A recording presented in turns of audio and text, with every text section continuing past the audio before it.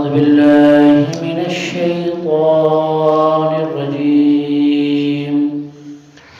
بسم الله الرحمن الرحيم.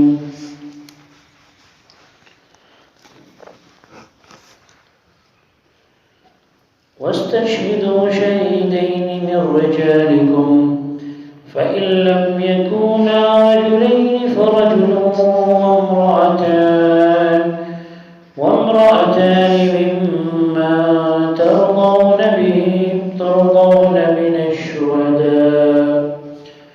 من الشهداء أن تضل إحداهما فتذكر إحداهما الأخرى ولا يأبى الشهداء إذا ما دعوا.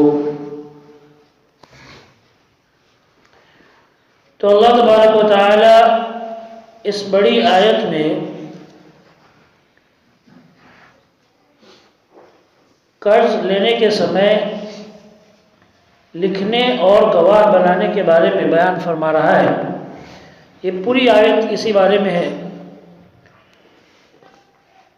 اب آگے اللہ تعالیٰ فرماتا ہے وَاسْتَشْهِدُوا شَهِيدَيْنِ مِن رِجَالِكُمْ کہ تم مردوں میں سے 2 گواہ بنا لو. جب قرض کا معاملہ کرو، پیسے لین دین کا معاملہ کرو یا ادھار کا معاملہ کرو تو اس کے لیے تم 2 گواہ بنا لو. فَإِن لَّمْ يَكُونَا رَجُلَيْنِ فَرَجُلٌ وَامْرَأَتَانِ اور اگر 2 مرد نہ ہو اور 1 مرد ہو اور عورت ہو تو عورتوں کا 2 ہونا ضروری ہے اور 1 مرد کا ہونا ضروری ہے. ایک عورت سے گواہی نہیں چلے گی. 1 مرد کے ساتھ میں 2 عورتوں کا ہونا ضروری ہے گواہی کے لیے. اس لیے کہ ایک عورت کو نصف عقل کہا گیا، آدھا عقل کہا گیا ہے اسلام کے اندر. دین کے حساب سے بھی اور عقل کے حساب سے بھی اسلام کے اندر ان کو ناقص اور کم کہا گیا ہے کہ اللہ نے دین کے اعتبار سے بھی کم درجہ رکھا ہے اور عقل کے حساب سے بھی کم رکھا ہے. تو گواہی کا یہ جو حکم ہے یہ پہلے فرض تھا پہلے، لیکن بعد میں اللہ تعالی نے جب آیت اتاری کہ جب کوئی تم میں سے تم کو امانت دار سمجھے تو تمہارے لیے ضروری ہے کہ تم اس کی امانت میں خیانت نہ کرو اور اس کی امانت کو ادا کرو. تم اس کی امید پر پانی نہ پھرو، اس کی امید کو نہ توڑو. تو اس آیت کے ذریعے سے اللہ تعالیٰ نے اس کو ختم کر دیا. یعنی اب یہ ضروری نہیں ہے کہ آپ 2 گواہ بنائیں، فرض نہیں ہے، لیکن بہتر ہے آگے چل کے.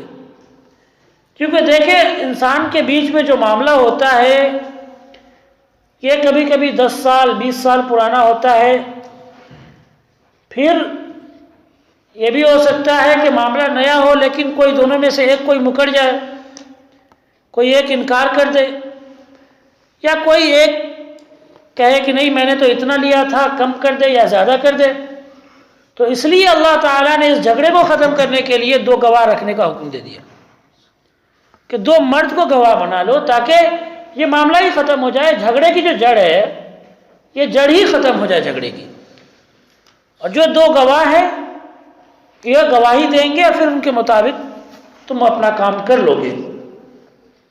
اور اگر 2 گواہ نہ ہو تو پھر 1 مرد اور 2 عورتیں. لیکن یہ ضروری نہیں ہے، پہلے ضروری تھا.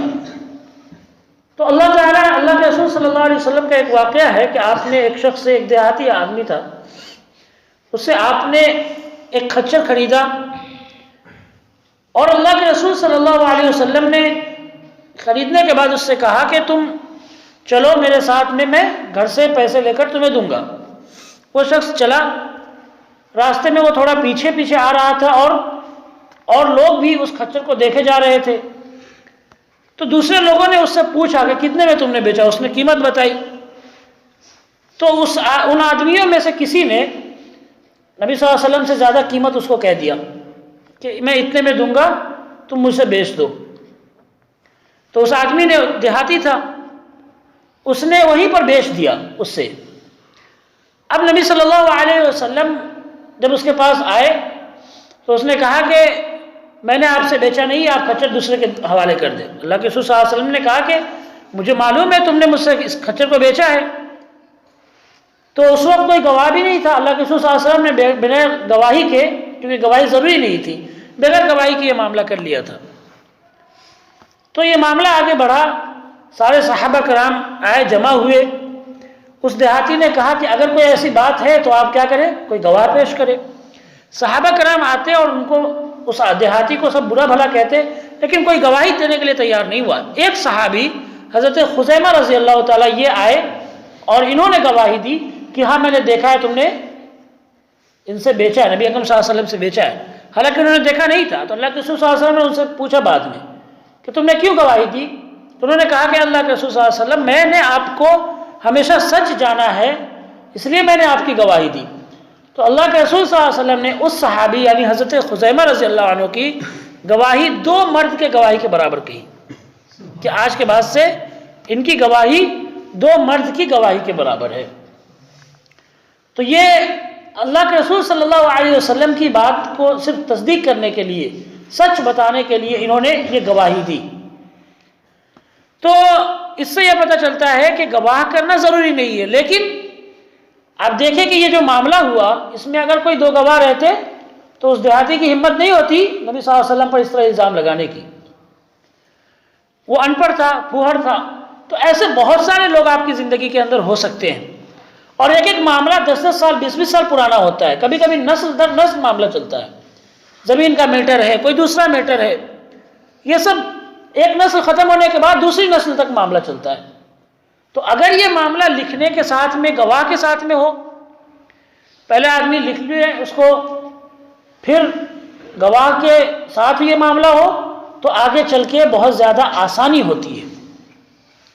جیسے دیہاتوں کے اندر ہوتا ہے، جو پنچایت ہوتا ہے وہ پنچ نامہ بنتا ہے، ایک پورا تیار ہوتا ہے کاغذ، اور پھر وہ کاغذ وہ رکھا جاتا ہے، اور وہ کاغذ سالوں سالوں تک چلتا ہے، اسی کے حساب سے فیصلہ ہوتا ہے نا۔ اور یہ سلسلہ ایسا نہیں ہے کہ اسلام نے آنے کے بعد ہی بتایا، اسلام سے پہلے بھی جو مکہ کے مشرکین تھے وہ بھی کوئی میٹنگ کرتے، کوئی فیصلہ کرتے تو ان کا ایک کاغذ تیار ہوتا تھا، اس کو لکھ کر وہ رکھ دیا کرتے تھے۔ جیسا کہ نبی صلی اللہ علیہ وسلم اور آپ کے صحابہ کرام کو ابو طالب کے گھاٹی میں جب قید کر کے رکھ دیا گیا، بند کر کے، شروع کے زمانے میں، ایسی حالت میں جب آپ صلی اللہ علیہ وسلم کو بالکل مجبوری کی حالت میں رہنا پڑا، اور آپ تمام ساتھیوں کو آپ کے جب بائیکاٹ کر دیا گیا، آپ کا سامان لینا بند کر دیا گیا کہ کوئی کہیں سے سامان نہیں خرید سکتا، ان کو کوئی سامان بیچ نہیں سکتا، ان کو کوئی ہدیہ نہیں کر سکتا، کوئی ان کو کچھ کھانے کے لیے نہیں دے سکتا، جتنے مسلمان تھے اس وقت، نئے نئے مسلمان تھے، تو اس وقت ایک کاغذ بالکل ان کا تیار ہوا تھا مکہ کے مشرکین کا، اور اس کاغذ کو کعبے کی دیوار پر لٹکایا گیا تھا، ہے نا۔ تو ایک فیصلہ تیار ہوا تھا اور اس کو دیوار پر لٹکایا گیا تھا۔ تو یہ لکھنے کا سلسلہ بہت قدیم، بہت پہلے سے چلا آ رہا ہے۔ تو اللہ تبارک و تعالیٰ نے وہی بات کہی ہے یہاں پر کہ جب تم کیا کرو، اپنے معاملے میں 2 گواہ بنا لو مردوں میں سے، اور اگر مرد نہ ہو، 2 مرد نہ ہو تو 1 مرد اور 2 عورتیں، 2 عورتوں کا ہونا ضروری ہے، 1 مرد اور 1 عورت کی گواہی نہیں چلے گی، 1 مرد اور 2 عورت کی گواہی ضروری ہے۔ 2 عورت کی گواہی اس لیے کہ اللہ کے رسول صلی اللہ علیہ وسلم نے فرمایا ہے کہ اللہ تعالیٰ نے ان کو عقل کے حساب سے اور دین کے حساب سے، دونوں حساب سے ان کو کم رکھا ہے مردوں سے۔ عقل کے حساب سے اس لیے ایک مرتبہ اللہ کے رسول صلی اللہ علیہ وسلم جب آسمان سے لوٹ کر آئے معراج سے، تو آپ صلی اللہ علیہ وسلم نے فرمایا عورتوں کی جماعت سے کہ عورتوں تم سب سے زیادہ صدقہ اور خیرات کیا کرو، اس لیے کہ میں نے تم کو سب سے زیادہ جہنم کے اندر دیکھا ہے۔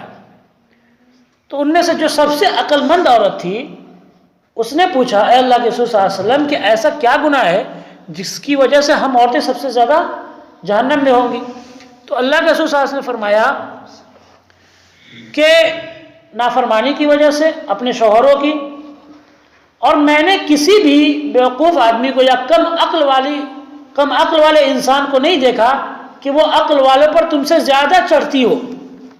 مطلب یہ ہے کہ تم ہو کم عقل لیکن تم اپنے شوہروں پر ہمیشہ چڑھی رہتی ہو. تم اپنے شوہروں کو ہمیشہ اپنے قابو میں رکھنے کی کوشش کرتی ہو، ہے نا. حالانکہ تم سے زیادہ عقل اس کے پاس ہے لیکن تم چاہتی ہو کہ یہ ہمارے عقل کے حساب سے چلے. تو یہ بات اللہ کے رسول صلی اللہ علیہ وسلم نے فرمائی. اس حساب سے تم کم عقل ہو. اور دین کے اعتبار سے اس لیے کہ سال کے اندر کچھ ایسے دن ہوتے ہیں جن میں نماز اور روزہ ان پر نہیں ہے، تو دین کے اعتبار سے بھی یہ مردوں سے کم ہے. تو اللہ تبارک و تعالی نے ان کی 2 عورتوں کی گواہی ایک مرد کے برابر رکھی اسی وجہ سے. فرجل و امرأتان، ایک مرد اور 2 عورتیں، ممن ترضون من الشهداء ان تضل احداهما فتذکر احداهما الاخرى. اللہ نے فرمایا کہ جن کو تم پسند کرو گواہ میں سے. ایسا نہیں ہے کہ کوئی اللہ نے شرط رکھی ہے، یہ کوئی شرط نہیں ہے، لیکن گواہ تم جن کو چاہو گواہ بنا سکتے ہو. اچھے ہونے چاہیے، انصاف والے ہونے چاہیے، تمہیں پسند ہونے چاہیے. اور 2 گواہ اس لیے اللہ تعالیٰ نے فرمایا ان تضل احداهما کہ اگر ان میں سے کوئی ایک بھول جائے فتذکر احداهما الاخرى تو پہلا دوسرے کو بتا دے.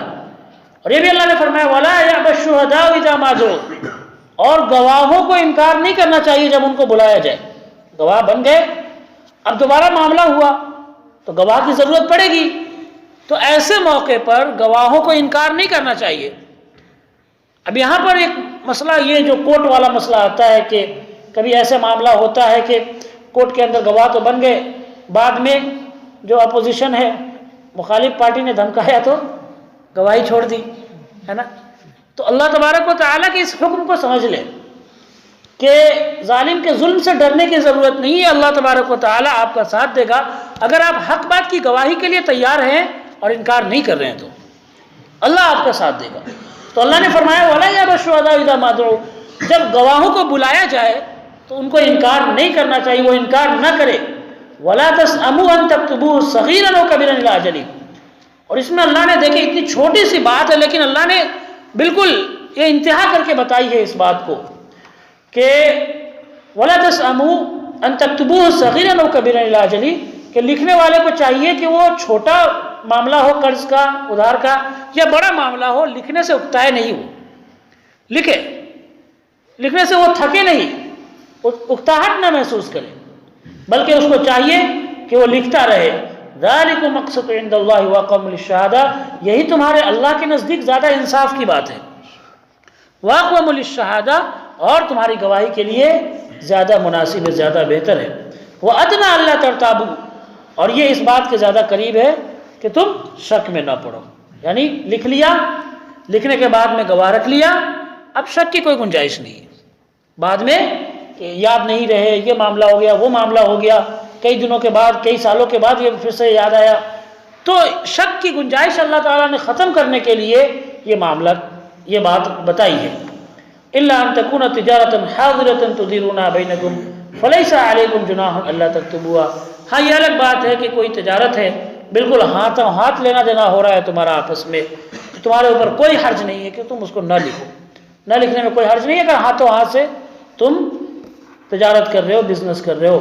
فرمایا اللہ تعالیٰ نے وَأَشْهِدُوا إِذَا تَبَايَعْتُمْ، اور جب ایک دوسرے سے خرید کرو، بیچو، کچھ لین دین کا معاملہ کرو تو تم کیا کرو، پھر سے اللہ نے فرمایا گواہ بنا لو. وَأَشْهِدُوا إِذَا تَبَايَعْتُمْ، جب خرید اور بیچ کا معاملہ کرو، کوئی چیز سامان خریدو بیچو تو کیا کرو، تم گواہ بنا لو. وَلَا يُضَارَّ كَاتِبٌ وَلَا شَهِيدٌ، اور لکھنے والا اور نہ ہی گواہ کسی کو نقصان پہنچائے. یعنی ایسا نہ ہو کہ لکھنے والا وہ بات کے علاوہ کوئی اور بات لکھ دے، ہے نا. وہ سمجھ رہا ہے کہ جو آدمی لکھانے والا ہے وہ جاہل ہے، ان پڑھ ہے. یہ پہلے کے دور میں ایسا بہت ہوتا تھا، زمین کا مسئلہ ہوتا تھا تو جو کاتب ہوتے تھے، جو لکھنے والے ہوتے تھے، تو ان کے سامنے بیٹھ کر وہ کچھ سے کچھ لکھ دیتے تھے اور الٹی سیدھی باتیں لکھ کر ان کا انگوٹھا لے لیتے تھے، نشان لے لیتے تھے. تو اللہ تعالیٰ نے یہ بات فرمائی وَلَا يُضَارَّ كَاتِبٌ، نہ تو کاتب نقصان پہنچائے کسی کو، نہ گواہ بھی جھوٹی گواہی نہ دے، اور جو لکھنے والا ہے وہ بھی غلط چیز نہ لکھے. جو بات بتائی جا رہی ہے، جو بات سچ ہے اسی کو لکھے اپنی طرف سے کچھ بڑھا چڑھا کر، یا پھر دونوں میں سے کسی ایک سے رشوت لے کر، گھوس لے کر کیا نہ کرے، کوئی الگ سے کوئی چیز نہ لکھ دے۔ وَإِن تَفْعَلُوا، اور فرمایا اللہ تعالیٰ نے کہ اگر تم نے ایسا کیا فَإِنَّهُ فُسُوقٌ بِكُمْ، تو یہ تمہاری طرف سے بہت بڑا گناہ ہے، فاسقوں والا کام ہے، فاجروں والا کام ہے۔ وَاتَّقُوا اللَّهَ، اور یاد رکھو تم اللہ سے ڈرتے رہو، وَيُعَلِّمُكُمُ اللَّهُ، اور اللہ تبارک و تعالیٰ تم کو علم عطا فرمائے گا، اللہ تعالیٰ تم کو سکھلائے گا۔ وَاللَّهُ بِكُلِّ شَيْءٍ عَلِيمٌ، اور اللہ تبارک و تعالیٰ ہر چیز کا علم رکھنے والا ہے۔ اللہ تبارک و تعالیٰ ہر چیز جان رہا ہے کہ تم نے کتنے کا معاملہ کیا، کتنا لکھایا اور کتنے کی گواہی دی، یہ سب چیز اللہ کے علم میں ہے۔ اور اللہ تبارک و تعالیٰ قیامت کے دن اپنے علم کے حساب سے ہی تمہارا فیصلہ کرے گا، تمہارے علم اور تمہاری سوچ کے حساب سے نہیں، بلکہ اللہ اپنے علم کے اعتبار سے تمہارا فیصلہ کرے گا۔ اللہ کے علم میں ہر چیز ہے اور لکھی ہوئی ہے ساری چیز۔ اللہ سارے معاملات کو بتائے گا کہ تم نے کیسا کتنا معاملہ کیا اور کیسی گواہی دی اور کیسا اس میں لکھوایا تم نے۔ تو اس لیے اس بات کو ہمیشہ اپنے ذہن کے اندر رکھو کہ اللہ کو ہمارے ایک ایک عمل کا علم ہے، اللہ ہمارے ایک ایک عمل کو، ہماری ایک ایک حرکت کو جانتا ہے، ہمارے دلوں کے اندر چھپے ہوئے راز اور بھید کو اللہ تعالیٰ جانتا ہے۔ اس لیے اللہ سے ڈرو۔ اللہ تعالیٰ سے دعا ہے کہ اللہ ہم سب کو کہنے سننے سے زیادہ عمل کرنے کی توفیق عطا فرمائے۔